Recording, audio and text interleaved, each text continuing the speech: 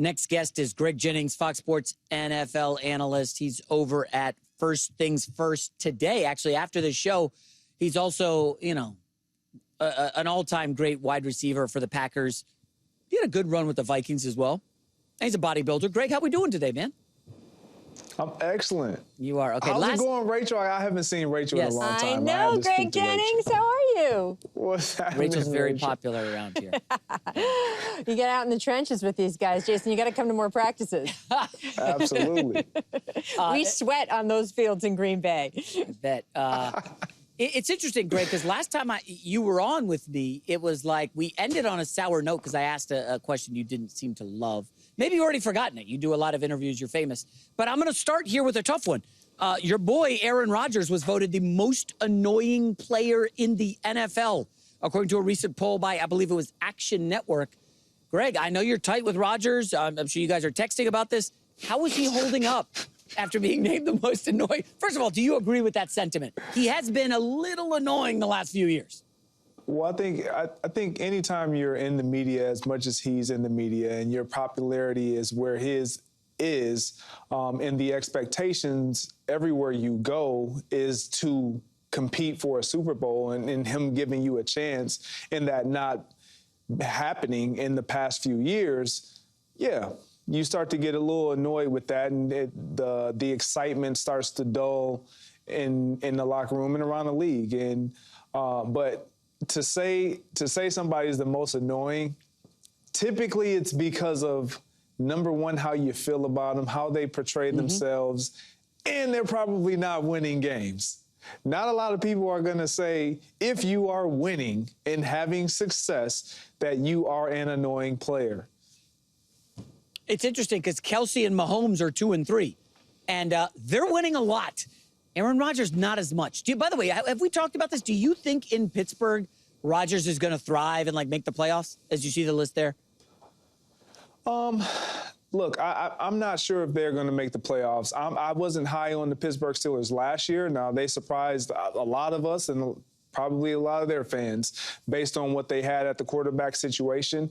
I don't see Aaron Rodgers being an extreme upgrade. And I understand we fall in love with the resume. I play with the guy. He is a spectacular quarterback. He was a spectacular quarterback. He's not that version of Aaron Rodgers that we've seen in years past.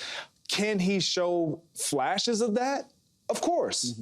But the level of consistency of having that be sustained, we haven't seen it. We have not seen it since second to last year in Green Bay, second to last year in Green Bay. So I'm not picking the Pittsburgh Steelers to do anything this year. And it doesn't have a whole lot to do with Aaron Rodgers. It's just I've seen this team in years past just barely get by because of other teams in that AFC conference not living up to what the expectations were for them.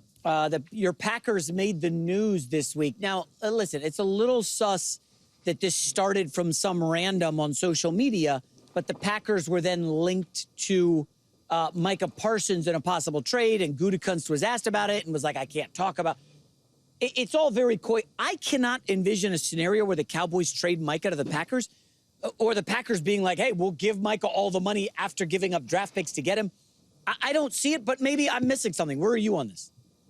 Look, in a fantasy world, and that's where we all try to like to live in our imagination sometimes. This would be unreal if this happens for the Green Bay Packers, because they've struggled with getting after the quarterback. Obviously, Rashawn Gary and Luke Van Ness, who their main pass rushers are. Luke Van Ness has not lived up to the hype. Rashawn Gary, since the injury, has been good. He hasn't been great. Yeah.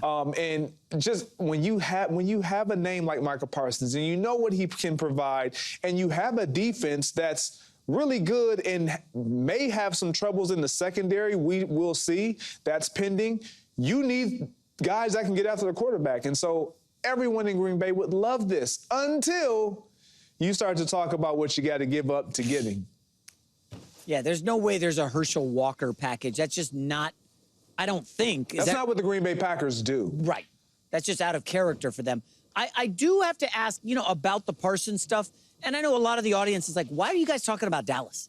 Because they haven't made a conference championship game since 1995.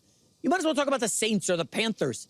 But I am curious, do you think that, Dallas is kind of still an interesting team, or are they relevant? As a former player, there was always noise around and surrounding the Dallas Cowboys because of the star, because of the history and America's team and whatnot.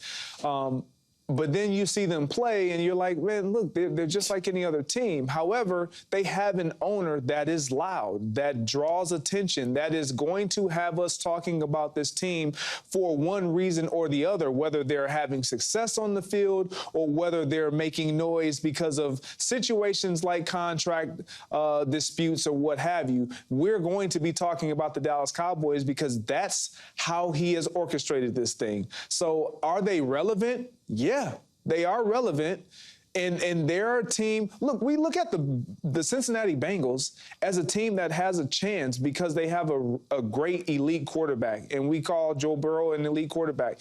Dak Prescott has his work cut out for him. Regardless of what takes place with Micah Parsons in that defense, Dak Prescott is healthy. You have added another receiver. Let's see what you can do. Can you live up to this elite quarterback status that you are being paid to be? Speaking of elite quarterbacks or wannabes, Caleb Williams in Chicago. I'm coming under fire right now, Greg, just because I had a take that, it doesn't seem like Caleb and Ben are on the same page. The messaging out of Chicago, I don't think is great right now. We had Albert Breer echo some of that earlier. Where are you on this first-year relationship? Remember, Caleb was basically freelancing his final year at USC, just doing whatever, run-around guy.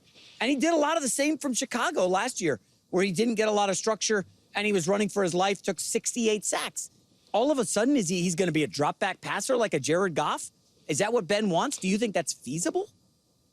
Look, we had a chance to talk with Ben Johnson earlier this week, and a lot of the questions were like, where is he from a maturity standpoint from me? Because the talent, I believe we all can agree, it's there. We know he possesses the skill set and the talent. However, the acumen, the understanding of what is being asked in certain situations, and then once you get that down, okay, put your spin on it. Spice it up a bit. But until you get it, you can't just go out there freelancing. And I think that's the messaging that Ben Johnson is trying to get across to his young quarterback. And he knows there's going to be growing pains. There's going to be moments that he does it and he executes it well. And it looks great. And we're going to expect to see that moving forward the moment we see it, because of the talent that we know he possesses. However, Ben Johnson is trying to be realistic in understanding he is a very young quarterback that probably didn't have this type of discipline, structure around him last season, and he understands that. And so, talked about the first play of the game, of their preseason game against Kansas City, and the jet sweep. And that being on your quarterback, and how frustrating it is as a play caller, offensive coordinator mind, to see your quarterback not be able to time that up, knowing that's all on you. Those are the types of things that I feel like Ben Johnson is trying to suppress a little bit, because it's like we can't have those type of mistakes when we're trying to be a team that's competitive. We have all the weapons that we need. We're building all this stuff around you to support you. You can't do those types of things. There's certain mistakes that you can take. We can handle that. We can correct that. But when you make mistakes like that, where it's on your cadence to time up a guy that you put in motion and we worked this play all week and it's the first play of the game, those are the types of plays that just stay with you as a coach and as players, and you can't let that go. Yeah. So you see on the screen, the Bears host the Vikings on Monday Night Football in Week 1. That's J.J. McCarthy in his first start with the Vikings versus Caleb Williams, who started last year and now has Ben Johnson. Listen, when you were playing in the NFL, Greg, I'm sure you would see the media overreact and you guys in the locker room would laugh. Now you're on this side with the media. You know there's going to be a big overreaction to whoever loses this game. If J.J. McCarthy flops, he wasn't the guy. You know, they should have kept Darnold. If Caleb flops, well, when's he getting benched for Tyson Bagent? I mean, honestly, we're probably headed there in week 1. Do you think that this is fair to the young quarterbacks? It's where we are. Yeah. Jason, this is where we are. Number one, Caleb has come in with so much expectation surrounding him, and then to not deliver or to make it look like, man, did you see what he was able to do? Even though he had a really good rookie season. It was good based on rookies coming in and playing at the quarterback position. However, it wasn't Jaden Daniels. It wasn't C.J. Stroud. We have this sense of always desiring to compare to what we last saw or what we're seeing in current moments. And for J.J., we just saw Sam Darnold take this team, and nobody believed in Sam Darnold. Nobody believed in Sam Darnold. And so for Sam Darnold to do what he was able to accomplish with that offensive unit, there's going to be pressure for J.J. McCarthy an expectation that, you know what, if Sam did it, why can't you do it? You're our first-round pick. We know that you won a national championship at the University of Michigan. You are supposed to come right in and keep it rolling. And that's just unrealistic. Both coaches understand that, but fan bases are a little more impatient, and we in the media are even more impatient. Greg Jennings, first things first, man. Greg, I'm so, it's good to know you as a human. You're a good dude. I like your analysis. Enjoy the NFL season, buddy.